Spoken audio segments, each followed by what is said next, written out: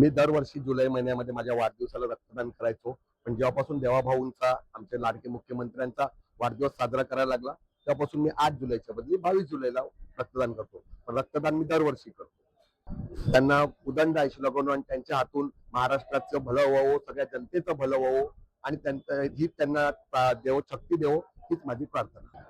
नाही, आज देवाभाऊंचा वाढदिवस आहे, तर मागच्या 2-3 दिवसापासून सगळीकडे वह्या वाटप, दप्तर वाटप आणि आता आज रक्तदान शिबिर सगळीकडे प्रत्येक बेलापूर विधानसभेमध्ये 6 ठिकाणी रक्तदान शिबिराचं आयोजन आज केलेलं आहे.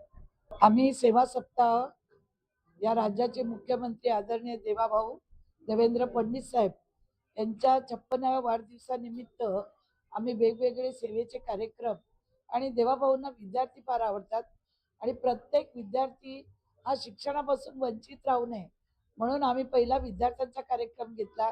त्यात अनाथ मुलं असतील, प्रत्येक शाळेतली 200-200, 300 विद्यार्थी असे 2000 विद्यार्थ्यांना आम्ही संपूर्ण शाळेचं दप्तर असतील, वह्या असतील, पुस्तकं, छत्र्या असतील, कपडे असतील हे वाटप केलं. त्याचप्रमाणे ज्येष्ठ नागरिक या नव्या मुंबईमध्ये सगळ्यात जास्त वाशी असेल, सानपाडा असेल, CBD बेलापूर, जुईनगर इकडे सगळ्यात ज्येष्ठ नागरिकांना आपण छत्र्यांचं वाटप करत आहोत.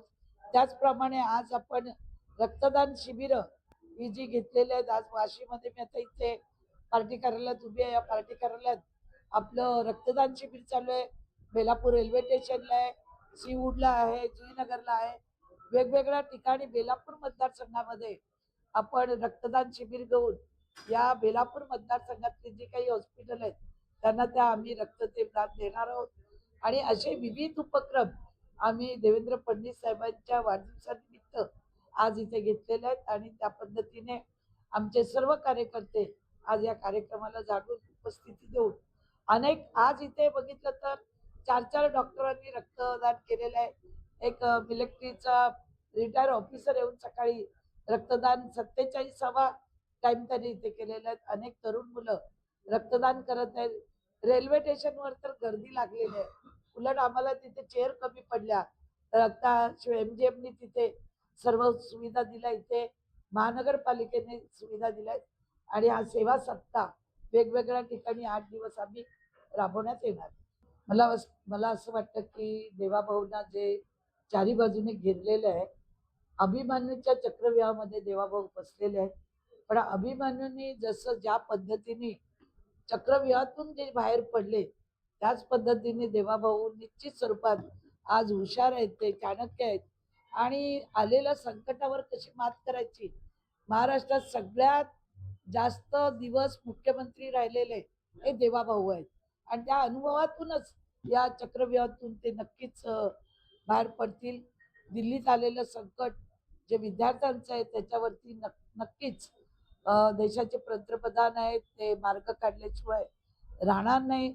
आज मुलांचा, तरुण मुलांचा पूर्वी सुद्धा या राज्यामध्ये लोकांनी वापर केलेला आहे मोर्चांसाठी, आंदोलनासाठी.